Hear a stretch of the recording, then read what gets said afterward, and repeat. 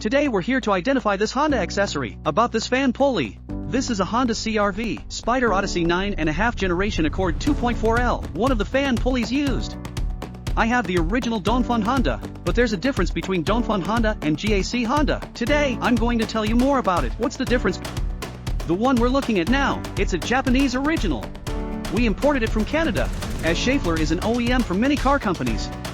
So he has factories all over the world. Did you see that? This is the import label. The address is Ina, Canada. The address is Ina, Canada.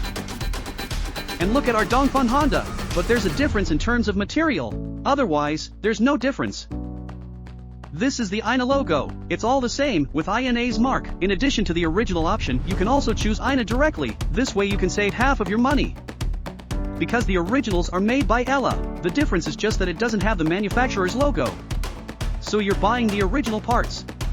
If you don't think INA's brand is good enough, you can also choose the Japanese original. Of course, Dongfeng Honda and Guangqi Honda are also available. It's just a bit more expensive. Follow us for more repair parts. Buy genuine parts.